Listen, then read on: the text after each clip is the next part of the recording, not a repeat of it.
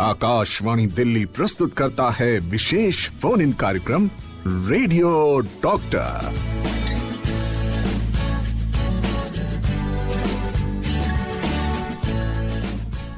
नमस्कार। Radio doctor के आज के अंक के साथ आपकी दोस्त शालिनी मित्तल स्वीकार करिए मेरा नमस्कार। तो बिल्कुल स्वागत है आप सभी का आज के इस कार्यक्रम में।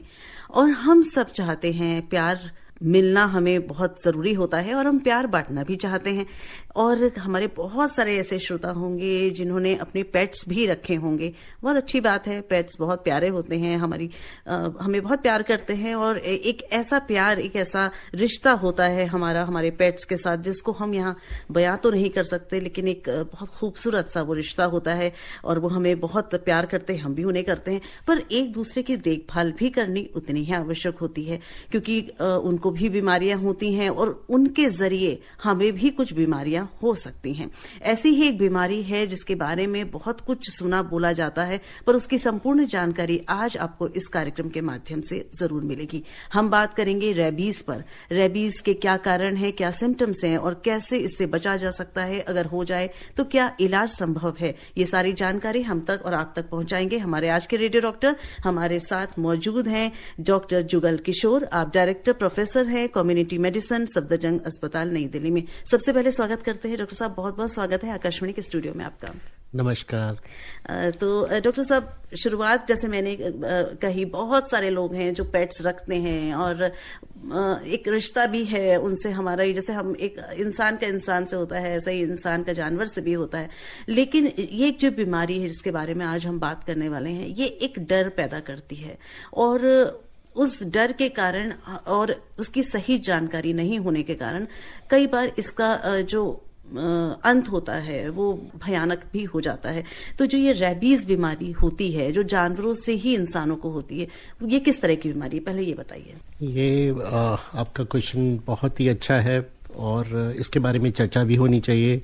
रेबीज वायरल डिजीज है।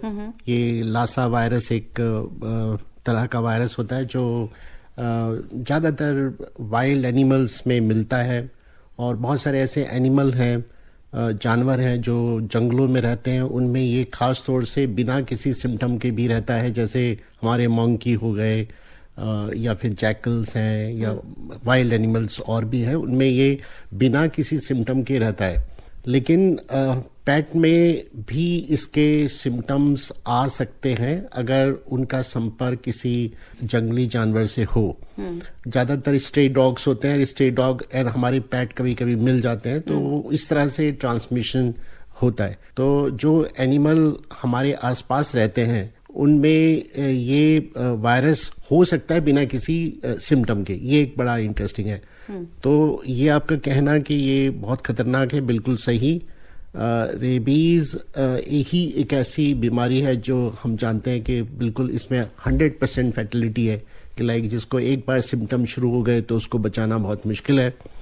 लेकिन अच्छी बात यह है कि हमारे पास में वैक्सीन है इसकी, और वैक्सीन 100% इफेक्टिव भी है। अगर हम उसे पहले लगवा लें, काटने से पहले लगवाएं और भी अच्छी बात है, लेकिन काटने के तुरंत बाद लगवाएं तो डेफिनेटली हम इससे बच सकते हैं। तो रेबीज एक वायरल इन्फेक्शन है जो ज्यादातर दिमाग या नसों को या दिमाग को हमारा इफेक्ट करता है और उसमें विद इन 10 days डेथ हो जाती है। जी, बहुत सारी बातें तो डॉक्टर साहब ने बता दी, लेकिन अभी भी हमारे श्रोता जो है, जो इस कार्यक्रम को सुन रहे हैं, उनके जो दिमाग में बहुत सारी और ऐसी प्रॉब्लम, समस्याएं या कुछ क्वेश्चंस होंगे जो आपसे जानना चाह रहे होंगे। और हम इस मौके का फायदा उठाएंगे कि आप 4 बजे तक इस कार्यक्रम में हमारे साथ रहेंगे। तो हमारे जितने श्रोता हैं, अगर वो इस बीमारी के संबंध में कुछ भी जानना चाहें तो डॉक्टर जुगल किशोर से पूछ सकते हैं, अपनी समस्या का समाधान कर सकते हैं। और फोन लाइन्स हमारी खुल गई हैं 011-2342-1080, 2342-1082। और अगर आप मैसेज करना चाहें तो 9868107070 पर आप हमें मैसेज करके भी प्रश्न कर सकते हैं। आपकी तरफ से आपका प्रश्न हम पूछेंगे डॉक्टर साहब से, पर सुनेंगे आप रेडियो पर। रेडियो के साथ साथ आप इसको सुन सकते हैं प्रसार भारती के ऐप न्यूज ऑन AIR पर भी। सुनते रहिए रेडियो डॉक्टर, आपके साथ है आपकी दोस्त शालिनी मित्तल। आप सुन रहे हैं विशेष फोन इन कार्यक्रम रेडियो डॉक्टर। आप सुन रहे हैं कार्यक्रम रेडियो डॉक्टर अपनी दोस्त शालिनी मित्तल के साथ। आज बात करेंगे रेबीज के ऊपर। रेबीज के कॉजेस, सिम्टम्स एंड क्योर, इसके बारे में जानकारी देंगे सफदरजंग अस्पताल के कम्युनिटी मेडिसिन के director and professor doctor Jugal Kishore. Doctor साहब, हमारे एक श्रोता हमारे साथ जुड़े हैं फोन लाइन पर, आइए इनसे पूछ लेते हैं। हेलो, नमस्कार जी। नमस्कार जी, मैं यामीन भाई रेडियो वाला। जी यामीन भाई, प्रश्न करें। आज रेबीज पे बात कर रहे हैं। मैं ये जानना चाह रहा हूँ किन किन जानवरों के काटने से रेबीज की बीमारी हो जाती है और इसके कम से कम कितने इंजेक्शन लगाए जाते हैं और कितने इंजेक्शन लगाए जाते हैं। चलिए, वैक्सीनेशन पर भी, इंजेक्शन पे बात कर लेंगे और किन किन जानवरों के काटने से हो सकती है। ये बड़ा इनका अच्छा प्रश्न है डॉक्टर साहब। यामीन जी, ये जो कौन कौन से जानवर हैं, इसके लिए मैं ये कहना चाहूँगा कि सबसे कॉमन जो रेबीज होती है वो ऑलमोस्ट 100 में अगर हम कहें तो 97 से 98% कुत्तों के काटने से होती है।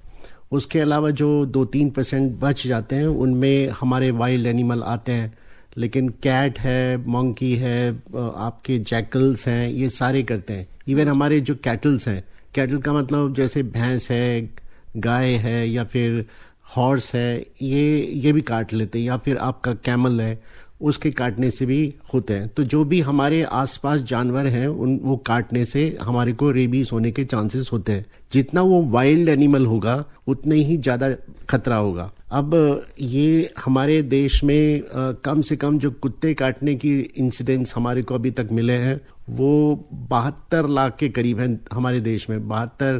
70 से 72 लाख तो ज्यादातर कुत्तों के काटने से है। बाकी जो बचे वो थोड़े बहुत जो मैंने आपको बताया उनसे होता है। और कोई भी जानवर काटे उसका मैनेजमेंट, ट्रीटमेंट उसी तरह से है जिसके बारे में हम चर्चा करेंगे। जी, तो इन्होंने जानना चाहा था कि ये भी वैक्सीनेशन ट्रीटमेंट क्या रहता है, तो इसके कितने इंजेक्शंस लगते हैं और कितनी जल्दी ये इंजेक्शन लगवा लेना चाहिए अगर ऐसा लगता है कि हाँ किसी जानवर ने काट लिया है। जितना जल्दी हो सके उसको तुरंत ही डॉक्टर से संपर्क करना चाहिए। और हमारे देश में ज़्यादातर प्राइमरी हेल्थ सेंटर हो या हमारे जो हॉस्पिटल हैं उनमें वैक्सीनेशन की सुविधा उपलब्ध है। अगर नहीं है तो आसपास के इलाके में जहाँ भी है वहाँ जाके वो इंजेक्शन लगा सकते हैं। प्राइवेट हॉस्पिटल में या प्राइवेट डॉक्टर्स भी देते हैं, वो भी लगवा सकते हैं। तो वैक्सीन जो है वो एक्चुअली हमारे पास में जो आज के वक्त में है वो वैक्सीन हम इंट्राडर्मल लगाते हैं, स्किन के अंदर लगाते हैं, मसल्स में नहीं लगाते। और इसके इंजेक्शन 5 लगने चाहिए और अगर वो इंट्रामस्कुलर लगते हैं, अदरवाइज तो 4 बार उसको लगेंगे। तो वो सिर्फ आपको इंट्राडर्मल जब हम इंजेक्शन लगाते हैं तो उसमें पहले ही दिन हम 2 जगह पर इंट्राडर्मल इंजेक्शन लगा देते हैं। तो उसको 0, 3 डेज, 7 डेज एंड हम 14 डेज पे लगाते हैं। तो इस तरह से लगता है। या फिर आपका 0, 3, 7 और 28 डेज, तो हम 14 डेज वाला ओमिट कर देते हैं और 28 डेज पे लगाते हैं। तो इस तरह से डॉक्टर उसको डिसाइड कर लेता है कि हमें कौन सा देना है। अगर इंट्रामस्कुलर देना है तो 5 बार देना पड़ेगा और इंट्राडर्मल देना है। पर इफेक्टिविटी सेम ही रहती है। बिल्कुल, इफेक्टिविटी सेम है। गवर्नमेंट ऑफ इंडिया ने हमारे प्रोग्राम के अंडर में इंट्राडर्मल को प्राथमिकता दी है, मतलब कि उसको प्राइमरी तरीके से उसको एक्सेप्ट किया है। उसका रीजन ये है कि इसमें डोज बहुत कम लगती है। जो इंट्राडर्मल होगा वो उसमें डोज हमारी 0.1 ml लगेगी और अगर आपका इंट्रामस्कुलर होगा तो 0.5 ml लगेगी। तो हम डोज उसकी बहुत कम कर देते हैं जब हम इंट्राडर्मल लगाते हैं। तो इंट्राडर्मल जब लगाते हैं तो इसको कैसे डिसाइड किया जाता है डॉक्टर साहब की? आपने कहा कि बहुत कम डोज जाती है उसमें, तो क्या ये पूरी तरह से इफेक्टिव हो पाती है? तो ये क्या देखते हैं कि कितना डीप वुंड है? हाँ, जो वुंड है वो हमारा कैटेगराइज होता है। हर डॉक्टर को पढ़ाया जाता है, बताया जाता है, और जो जहाँ पे लगा रहे होते हैं उनको सबको पता होता है कि 3 कैटेगरी के वुंड क्लासिफाई किए। वो भी बता दीजिए। वो हमारा कैटेगरी 1 में आता है कि जब कुत्ते के साथ में हम खेल रहे होते हैं या कुत्ते ने सिर्फ लिक किया, अपनी जीभ से कोई भी शरीर का हिस्से को लिक किया। अब इसको हम कैटेगरी 1 में डालते हैं। उसमें सिर्फ धोना होता है, इंजेक्शन की जरूरत नहीं पड़ती। लेकिन अगर उसमें स्क्रैच लग गए, आपके स्किन पे कहीं भी स्क्रैच लग गए, तो वहां पर कैटेगरी 2 आता है और उस केस में हमें वैक्सीन लगाने पड़ते हैं। लेकिन कैटेगरी 3 होती है जिसमें खून निकल आए, और जब खून निकल आता है तो या मल्टीपल कई जगह पे उसने काटा हो तो हम कैटेगरी 3 मान के चलते हैं। और उस केस में हमें चाहिए कि ना केवल सिर्फ वैक्सीन जो हम लगाते हैं, साथ में इम्यूनोग्लोबुलिन देते हैं। तो इसमें दो तरह की ट्रीटमेंट है। एक इम्यूनोग्लोबुलिन जो एंटीबॉडीज होता है और एंटीबॉडीज होता है, एक जो हम वैक्सीन है वो एंटीजन होता है। तो हम दोनों एक साथ देते हैं। तो यही फर्क है कैटेगरी 3 में कि उसमें दोनों देने पड़ते हैं। उसका रीजन ये है कि अगर वायरस मान लो हमारे शरीर में काटते हुए अंदर चला गया, हमारे स्किन पर है, तो क्या होगा कि हम अगर उसमें एंटीबॉडीज दे देंगे, उसको इम्यूनोग्लोबुलिन बोलते हैं, सीरम बोलते हैं, देंगे तो जो एंटीबॉडीज सीधा उस वायरस के ऊपर अटैक करेगा और उसको न्यूट्रलाइज कर देगा। अच्छा।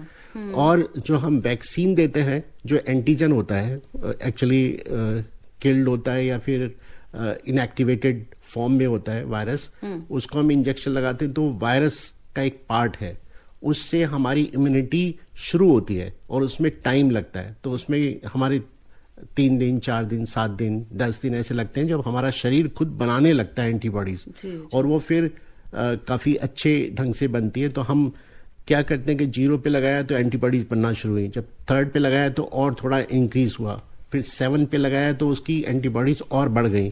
तो हम मल्टीपल डोज देके उसको इतना एक्टिवेट कर देते हैं बॉडी को कि उसमें एंटीबॉडीज अच्छे से बनती है। तो इसीलिए जो ये हमारा वैक्सीनेशन शेड्यूल है वो अच्छे से एंटीबॉडीज बना पाए, क्योंकि हम नहीं चाहते कि कोई भी परसेंट इसमें कमी रह जाए। बिल्कुल बिल्कुल बिल्कुल। और ये जैसा आपने बताया कि अगर थोड़ा भी कमी रह गई या अगर हम टाइमली नहीं पहुंचते हैं तो ये काफी फेटल भी हो सकता है, it can lead to death. तो हमारे एक श्रोता वेट कर रहे हैं डॉक्टर साहब, काफी देर से फोन लाइन पर आइए, इनसे सुन लेते हैं इनकी समस्या। हेलो, कार्यक्रम की होस्ट एंड दोस्त शालिनी मित्तल जी को रघुविंदर सिंह चट्टा का नमस्कार। जी चट्टा जी नमस्कार, स्वागत। डॉक्टर साहब को सादर प्रणाम। प्रणाम जी रविंद्र जी, प्रणाम। डॉक्टर साहब, ऐसा देखने में भी आता है और डॉक्टर एडवाइस भी करते हैं, अगर किसी स्ट्रीट डॉग ने काट लिया तो इंजेक्शन लगवाने के बाद भी 7 दिन तक उसको वॉच करो कि वो जिंदा रहता है या मरता है। तो इसके पीछे क्या थ्योरी है? नंबर 2, अगर कोई पेट्स जो होते हैं हमारे वो काट ले और उनको इंजेक्शन लगे हों तो भी इंजेक्शन लगाने पड़ते हैं। अगर वो किसी स्ट्रीट डॉग से बाइट कर लेते हैं तो क्या वो भी इन्फेक्टेड होते हैं? कृपया दोनों सवालों का जवाब दीजिए। बहुत अच्छा क्वेश्चन है आपका, बहुत बहुत धन्यवाद। हाँ, पहला तो ये कि अगर स्ट्रीट डॉग अगर आपका काटता है तो उसको आप कितना वॉच कर पाएंगे, बड़ा मुश्किल काम है। अगर आप वॉच करते हैं बहुत अच्छी बात है।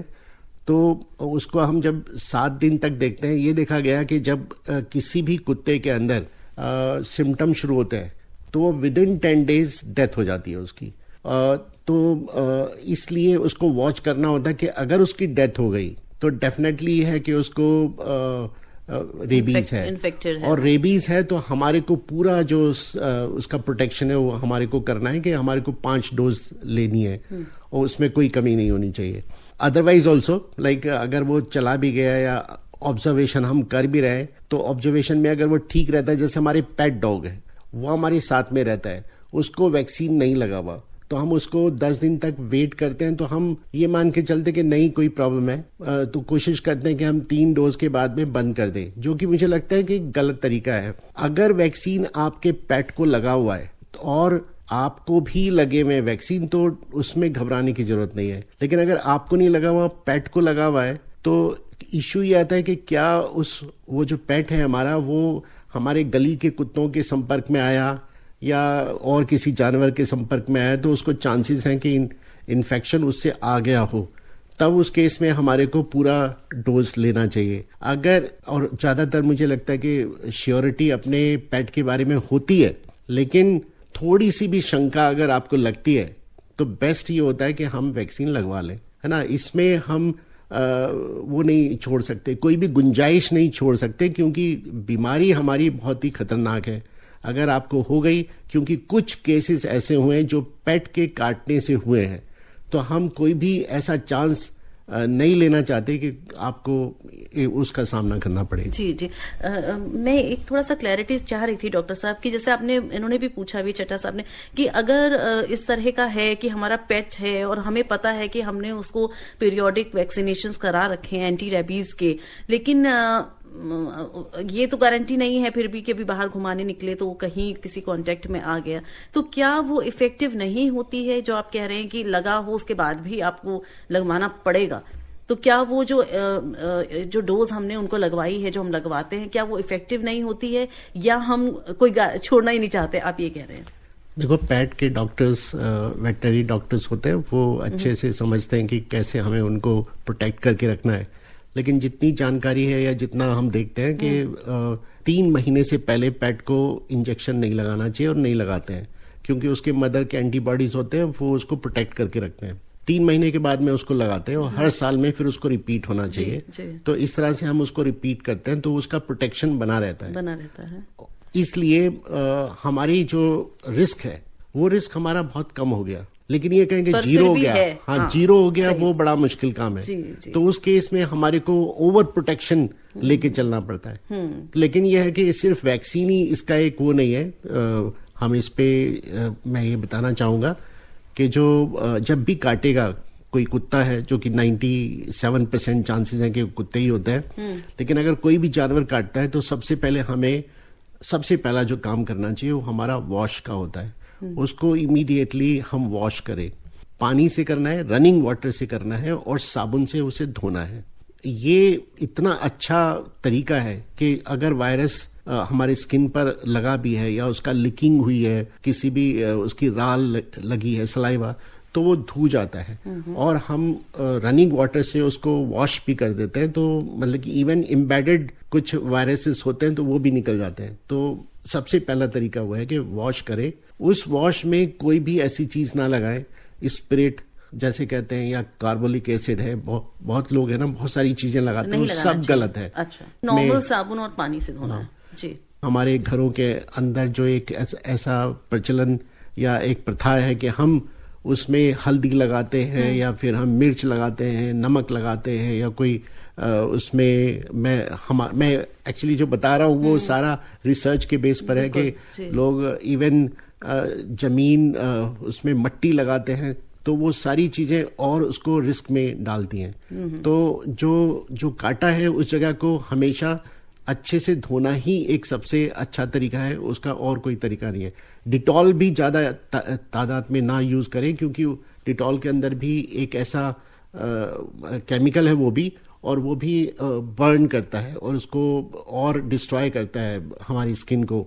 तो best is simple soap and water. जी जी, बिल्कुल सही और बहुत अच्छी जानकारी आपने दी। और सही बात है डॉक्टर साहब, आप सफदरजंग अस्पताल में हैं और मुझे लगता है कि एक नोडल हॉस्पिटल है ये सबसे बड़ा, जहां पर किसी भी तरह के बाइट का जो है या रेबीज का इंजेक्शंस जो है सबसे रेडिली अवेलेबल है। क्योंकि मैंने सुना है और भी जगह वो बोलते हैं कि अगर आपको कहीं नहीं मिल रहा है तो जरूर सफदरजंग अस्पताल चले जाइए, वहां पर एक बहुत बड़ा इसका एक डिपार्टमेंट है और आप उसके प्रोफेसर डायरेक्टर हैं और पूर्व विभागाध्यक्ष हैं, तो आपसे ज्यादा जानकारी इस विषय में और किसको होगी।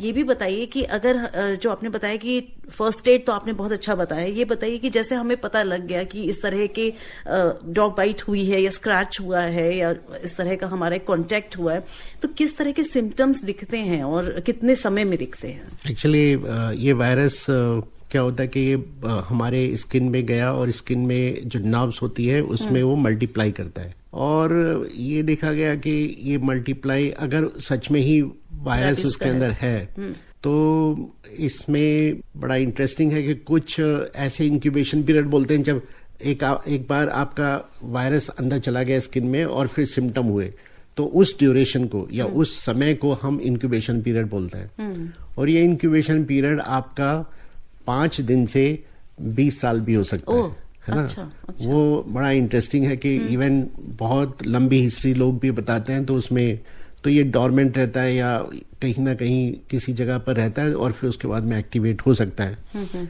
तो ये जो लॉन्ग इंक्यूबेशन पीरियड है यूजुअली ये 5 दिन से और 20 दिन के अंदर अंदर इसका इफेक्ट आता है। हाँ, या फिर मैक्सिमम अगर हम कहें तो बहुत रेयर केस होते हैं, अदरवाइज तो यूजुअली ये बहुत तेजी से इसका होता है। तो स्किन से नर्व्स में जाता है, हमारी जो नसें होती है, और वो फिर ब्रेन में जाता है। तो 2 तरह की इसमें सिम्टम्स होते हैं। जहाँ पर काटा है वहाँ पर आपको सुनसनाहट होगी, जलन होगी, दर्द होगा, और फिर वो जैसे से हमारा स्किन से वायरस उसमें नर्व में जाता है तो पेन शुरू होता है, और पूरे बॉडी में हमें जगह जगह पर आपको ऐसा लगता है कि कुछ सनसनाहट है या दर्द है।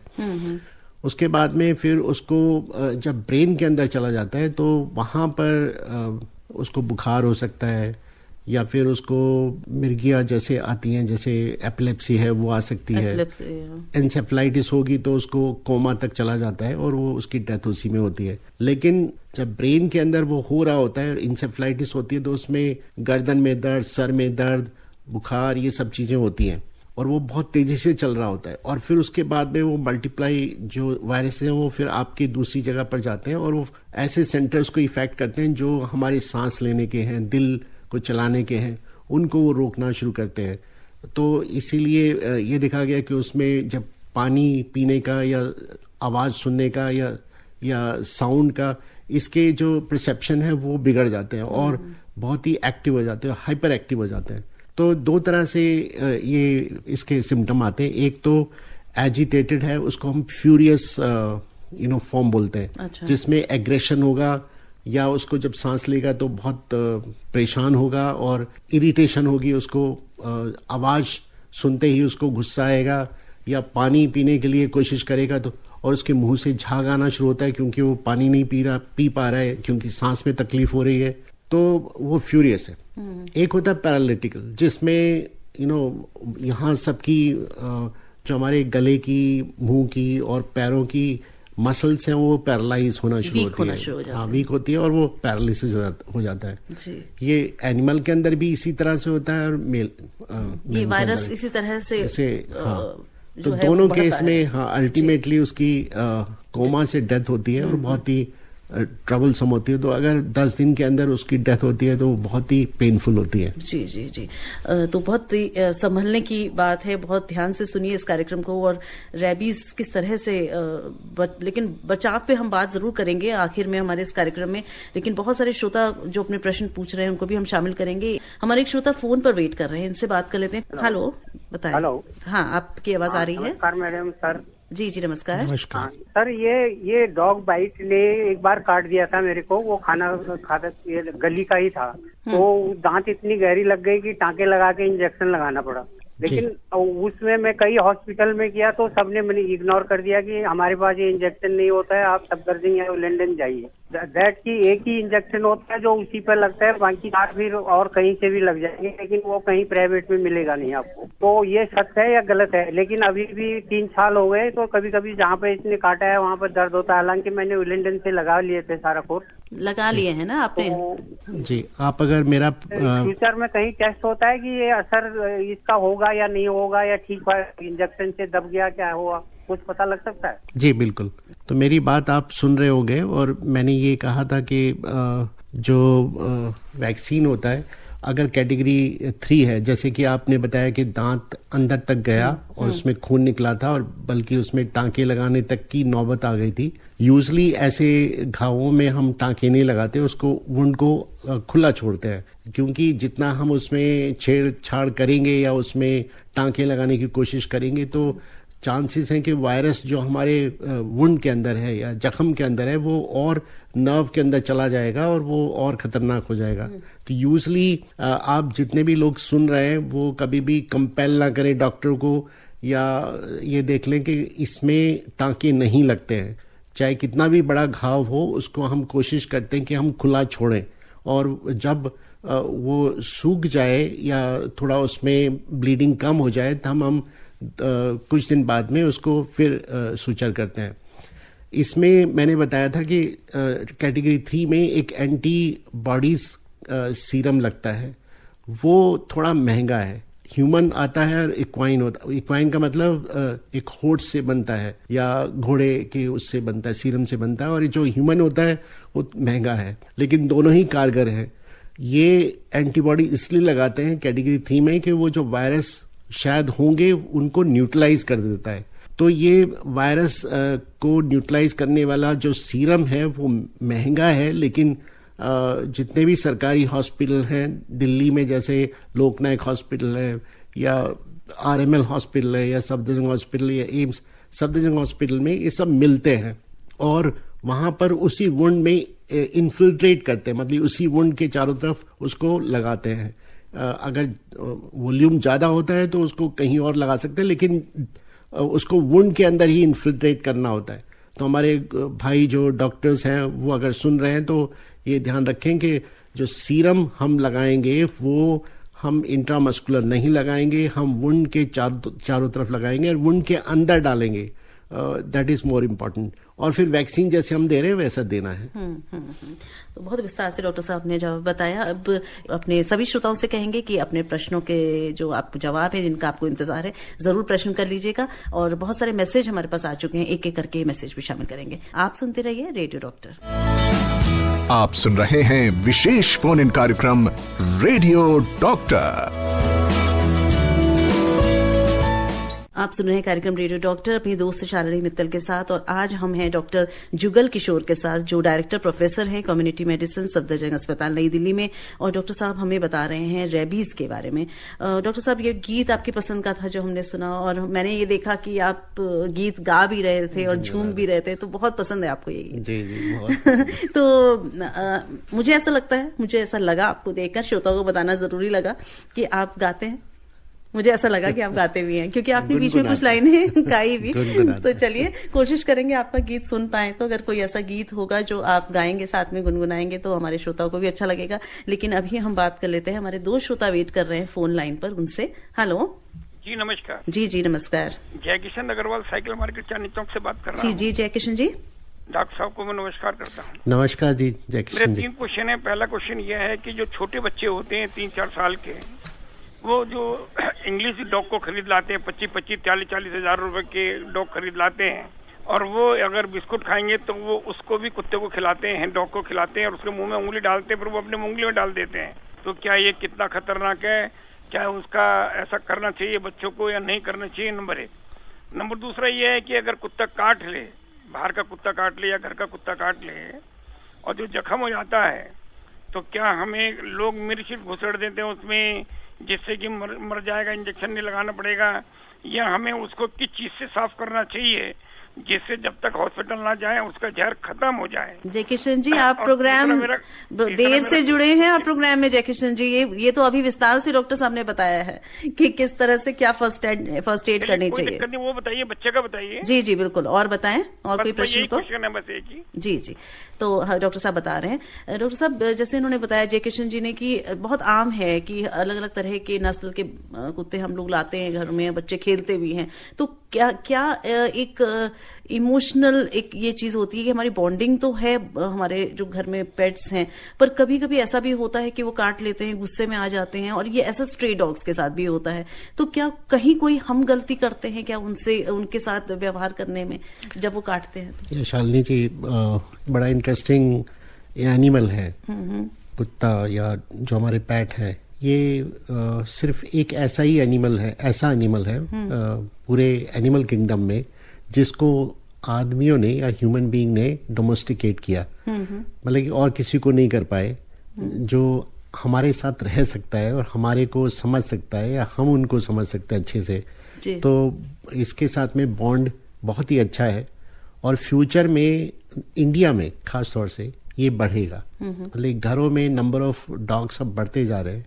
जैसे जैसे हमारे अपने बच्चे घर से बाहर चले गए, तो अब हमारे को कुत्तों का ही सहारा रहेगा। डॉक्टर साहब, कई बार मैंने ऐसे देखा है कि हम बच्चों की तरह ही कई घर वाले और पहले बहुत सारे घर में बच्चे होते थे, मिलजुल के खेलते थे। अब क्या हो गया, एक बच्चा है तो क्या है कि वो डॉग लेता है, तो डॉग लेगा तो वो उसी के साथ में खेलता है, और पेरेंट्स भी ये चाहते हैं कि ठीक है कोई ना कोई साथ तो रहे। तो बहुत अच्छा है इसमें।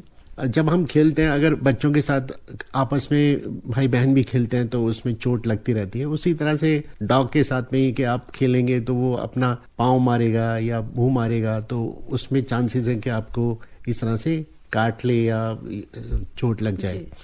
तो वो खेल का पार्ट है। तो उसमें ये समझना कि ये खतरनाक है, ऐसा कुछ नहीं है। लेकिन हमारे को ये ध्यान रखना है कि ऐसे डॉग या ऐसे जो पेट है वो हमारे को वैक्सीनेट करके रखने हैं, अपने साथ रखने हैं। और जब कभी भी लगता है कि नहीं ये बाहर एक्सपोजर इनका हो रहा है तो फिर खुद भी आपको वैक्सीन लगवाना है ये। और अगर मैं तो ये मानता हूँ कि जितने भी डॉग ओनर है, पेट ओनर है, वो अपना प्री वैक्सीनेशन या प्री एक्सपोजर वैक्सीनेशन करा ले। मतलब कि उनको काटा भी नहीं है तब भी वो वैक्सीन लगा ले तो डबल आपका सिक्योरिटी हो गई। और आपको कोई तो हमारे पास में प्री एक्सपोजर प्रोफाइलेक्सिस 3 डोज का होता है, जिसमें हमारे को ऐसे देना होता है कि 0-7 डेज पे लगाना होता है। मतलब कि आपको अगर इंटरडर्मल लगाना था 0-7 एंड 21st डे या 28 डेज पे लगाना है। तो 0-7 एंड 28 डेज 3 डोज लगाना है। आप उसके बाद में बिल्कुल फ्री। कितने समय तक की कवर करता है ये यूजली ऐसा मानते कि it can go up to 6 month and even more. Even देखा गया कि 3-3, 4-4 साल के बाद में भी उनके अंदर एंटीबॉडीज बने रहते हैं। जब कभी भी उसको अगर कुत्ता काट भी ले, कोई भी स्ट्रे डॉग या वाइल्ड एनिमल, तो हमारे को सिर्फ 2 डोज देने की जरूरत है, हमारे को 5 इंजेक्शन लगाने की जरूरत है। और प्रोटेक्शन बहुत अच्छा होता है। वो सॉर्ट ऑफ बूस्टर ही लगाएंगे। हाँ, उस तरह से बाद में बूस्टर ही लगेगा। जी। और अगर आपने प्री एक्सपोजर लिया हुआ है तो आप री वैक्सीनेशन भी कर सकते हैं। और उसके अंदर भी आपको सिर्फ 0 और 3 लगाना है। तो री वैक्सीनेशन बहुत ही आसान हो जाता है। ठीक है। तो ये प्रिवेंटिव वाला जो आप कह रहे हैं वो ले लेना चाहिए अगर किसी ने पेट्स रखे हुए हैं। बिल्कुल, सभी को अगर ले लें तो मुझे लगता है कि हम इस प्रॉब्लम को काफी हद तक कंट्रोल कर लेंगे। तो ये बच्चे का जो बोल रहे हैं, बच्चे को हमें समझाने की जरूरत है। जैसे स्कूल के बच्चे हैं, छोटे बच्चे हैं, जब लेके आते हैं तो उनकी काउंसलिंग होनी चाहिए कि इस कुत्ते के साथ में कैसे रहना है, कैसे उसको रखना है। वो कुछ ऐसी कंडीशन होती है जिसमें एजिटेट हो जाता है, जिसमें इवन आप भी, अगर आपको भी कोई तंग करे तो आप भी एजिटेट हो जाओगे। तो वही है कि जिस वक्त कुत्ता खा रहा हो तो नहीं उसको करना चाहिए, या सो रहा हो उस वक्त नहीं करना चाहिए, या पीछे से उसके कुछ नहीं करना चाहिए, क्योंकि वो अचानक उसको पता नहीं कि कौन मेरे साथ में है। और जो इवन स्ट्रे डॉग भी हैं जो हमारे सड़कों के ऊपर होते हैं, वो भी बहुत ही अच्छे कुत्ते होते हैं, उनमें कोई प्रॉब्लम नहीं होती। वो ज्यादातर नहीं काटते हैं, उनका एक इलाका होता है, उन सबको जान रहे होते हैं कि भाई कौन व्यक्ति सही है और कौन नहीं है। इनकी बहुत ही अच्छी परख होती है। बिल्कुल। तो हमारे उनका जो खिलाने का तरीका है, मतलब कि ऐसे डॉग्स को एक जगह बना के ही खिलाए, उनके डिजिग्नेटेड प्लेस हो। ये नहीं कि आपने हर जगह पर उसको खिला दिया, कुछ भी खिला दिया, तो ये उससे अवॉइड करें। तो ये देखा गया अगर वो कोई फीमेल है और उसको प्रेगनेंसी के वक्त में बच्चे हैं या प्रेग्नेंट है तो वो बहुत इरिटेटेड होती है, उसको अवॉइड करें। तो और ना ही उसको पोक करें, मतलब छोटी छोटी चीज पे पोक करना। तो ये चीज़ों को अवॉइड करेंगे तो डेफिनेटली कुत्ता बहुत ही प्यार से रहता है, वो कभी भी एग्रेसिव नहीं होता। जी जी, बहुत अच्छे से आपने बताया डॉक्टर साहब कि ये एनिमल फ्रेंडली कुछ बिहेवियर होता है, वो भी हमको फॉलो करना चाहिए। एज अ को एग्जिस्टिंग हम उनके साथ रह रहे हैं तो हमें वो बिहेवियर करना चाहिए। और उनको हम एक्चुअली कई बार ऐसा होता है कि हम उनको फोर्स कर देते हैं कि वो एजिटेट हो जाएं और हम पे अटैक करें, ऐसा नहीं होना चाहिए। एक और श्रोता है लाइन पर। हेलो, शालिनी मैम को बेहद जी नमस्कार। जी नमस्कार। और डॉक्टर साहब को भी तहे दिल से नमस्कार। नमस्कार जी। डॉक्टर साहब, मैं राजेंद्र बोल रहा हूँ करमपुरा, दिल्ली से ही। ओके। डॉक्टर साहब, मेरे 4 सवाल हैं, जिसमें से 3 सवाल है, एक जिज्ञासा है जी। पहला सवाल तो ये है कि ये जानवर, मवेशी, पशु पक्षी हम पर ना भौंके, कहीं हमें काटे, कुछ इसके कुछ चुनिंदा संरक्षण उपाय बताएं आप। और दूसरा सवाल मेरा है कि यदि हम जानवर, मवेशियों का, पशु पक्षियों का इस दुनिया से सफाया कर दें तो हमें क्या क्या नुकसान हो सकते हैं। और तीसरा सवाल ये है कि पशु पक्षी हमें काटते हैं या हमसे भौंकते हैं, उन्हें हम दंड देते हैं या मतलब उसका हमारे पास उपाय है, ट्रीटमेंट। और यदि हम इंसान होके, यदि हम जानवरों के साथ है ना बद से बदतर सलूक करते हैं, उन्हें सजाएं देते हैं, उन्हें हमारे लिए कोई सजाएं, कोई उपाय।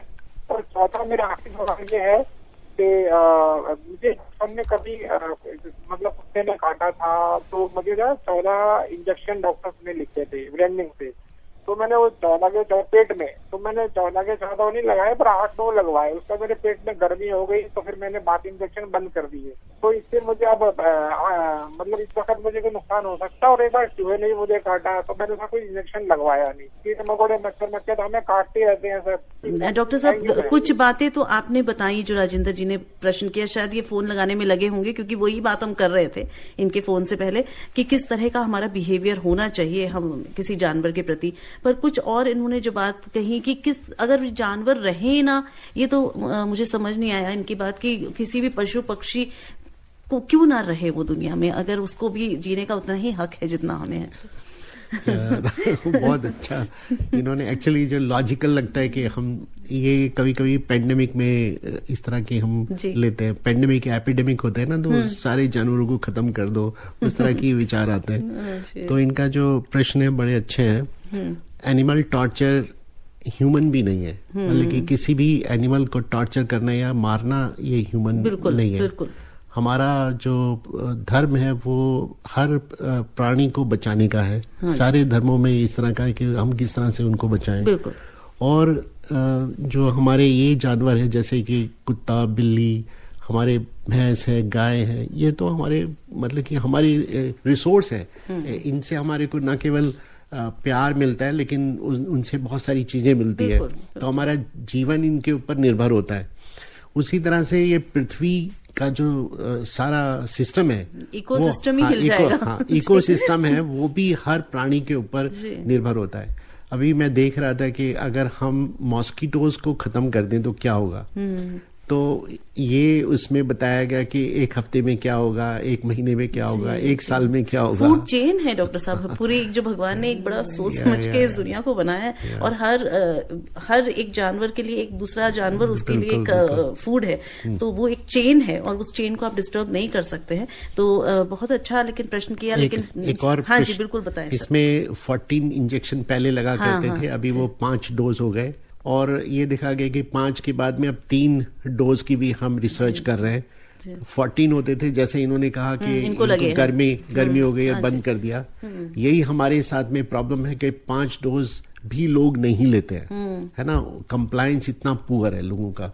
ये देखा गया कि 40% या 50% लोग तीसरे चौथे इंजेक्शन के बाद में नहीं आते हैं, कंप्लीट नहीं करते। तो वो रिस्क बना रहता है और रिस्क बढ़ जाता है।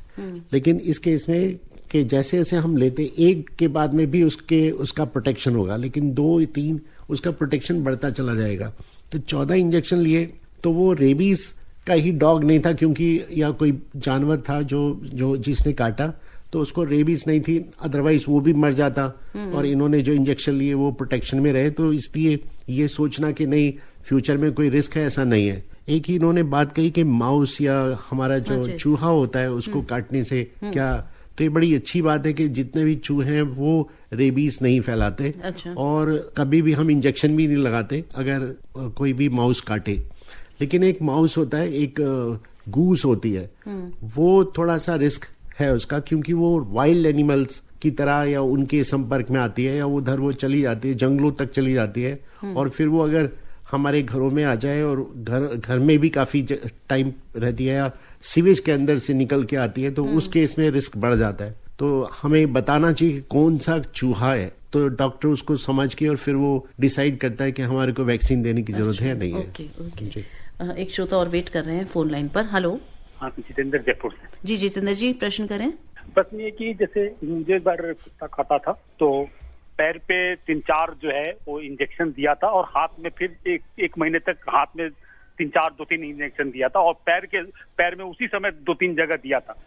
लेकिन एक और बुजुर्ग आदमी को कुछ दिन बाद काटा पैर में ही, लेकिन उसको पैर में नहीं दिया, सिर्फ हाथी में दिया। तो इसके पीछे रीजन क्या हो सकता है?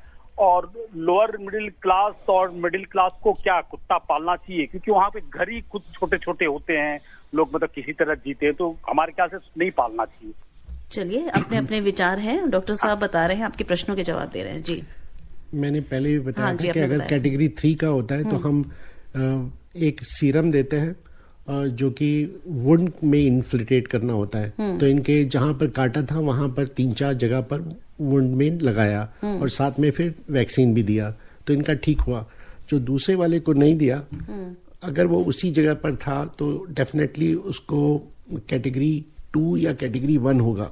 इस वजह से उसको सीरम नहीं दिया, तो इसलिए उसको सिर्फ वैक्सीन दिया और सीरम नहीं दिया, तो ये रीज़न रहा होगा, अदरवाइज और कोई रीज़न लगता नहीं। जी, और एक और बात मैं कहना चाहूंगी जितेंद्र जी, वैसे तो ये मेडिकली तो हम इससे कुछ नहीं कह सकते, जैसे उन्होंने कहा कि छोटा सा घर है तो उन्हें नहीं रखना चाहिए, ये बातें दिल की होती हैं, है ना। कहते हैं ना कि दिल अगर बड़ा है तो जगह मैटर नहीं करती है, तो ये उनका साथ जो हमारा रिश्ता है वो भी दिल का रिश्ता हो जाता है। जो हमारे पेट्स होते हैं वो बिल्कुल हमारे दिल के करीब हो जाते हैं और वो रिश्ता दिल से दिल का हो जाता है। देखिए डॉक्टर साहब, बहुत सारे मैसेज हमारे पास आ चुके हैं और इतनी डिटेल में, इतने विस्तार से आपने बताया है, मुझे लगता है कहीं ना कहीं वो सारे मैसेजेस का आंसर हमारे श्रोताओं को मिल गया है। लेकिन फिर भी अगर कोई छूटा है तो आप जल्दी जल्दी बता दीजिएगा, मैं पढ़ देती हूँ। अनूप कुमार ने रांची से लिखा है कि डॉक्टर साहब वैक्सीनेशन के बारे में बताइए, रेबीज के, और कहाँ मिलती हैं और कैसे अवेलेबल होती हैं, आपने बताया था इसके बारे में।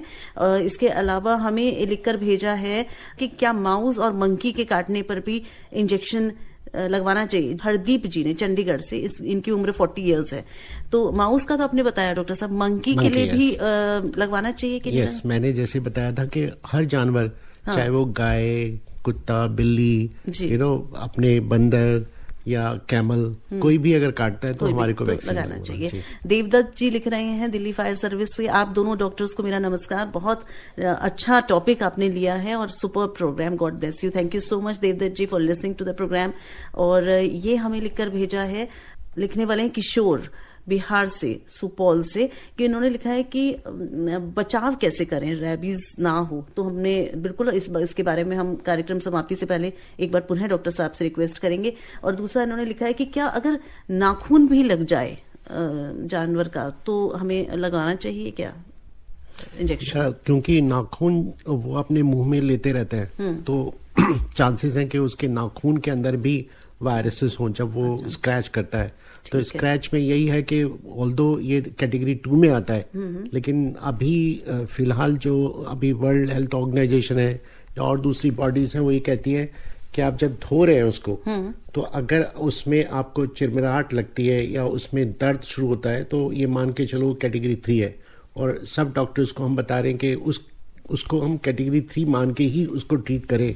तो over treatment is much better than lower treatment और नो ट्रीटमेंट, तो लगवा ही लेना चाहिए जी। और ये हमें लिख रहे हैं सिंटू पोद्दार जी, सलारपुर खगड़िया बिहार से, कि मेरे एक अंकल हैं, उनको बचपन में कुत्ते ने काट लिया था, अभी उनकी उम्र 50 वर्ष है, कभी कभी रात में वो कुत्ते की भौंकने की आवाज निकालते हैं, कि क्या डॉक्टर साहब ऐसा हो सकता है? मैं ये सलाह दूंगा कि वो किसी मनोचिकित्सक और उससे सलाह लें इस बारे में तो बेटर होगा जी। मनोहर लाल गांधी जी ने चाणक्य चौक से, गाजियाबाद से हमको मैसेज किया है और आपकी बात भी हम ले चुके हैं। उन्होंने यही लिखा है कि अगर हम कहीं पार्क में घूमने जाते हैं और हल्की सी खरोच आ जाती है तो हमें क्या करना चाहिए, तो डॉक्टर साहब बता चुके हैं। संजय कुमार ने लिखा है समस्तीपुर बिहार से कि वो कुत्ते का नाखून या पैर लग जाए तो इंजेक्शन लगाने चाहिए, बिल्कुल ये भी डॉक्टर साहब कवर कर चुके हैं।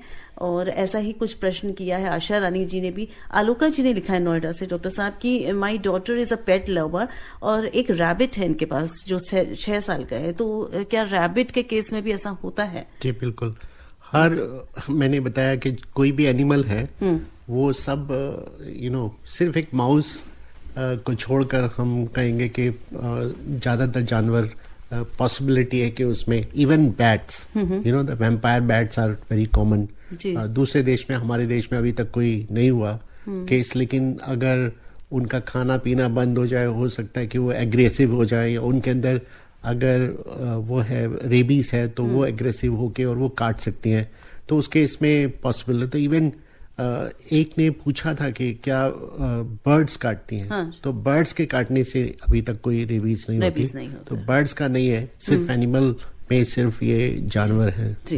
नरेंद्र श्रीवास्तव जी ने लिखा है पटियाला से, गुड आफ्टरनून, ये बताइए डॉक्टर साहब कि 16 साल पहले मुझे डॉग ने बाइट किया था और मैंने कोई इंजेक्शन नहीं लिया था, मुझे कोई प्रॉब्लम तो नहीं हो सकती? आपने बताया कि कई बार बहुत सालों बाद भी प्रॉब्लम हो जाती है, डोमेंट होता है, इनको 35 इयर्स हो चुके हैं, तो क्या करें?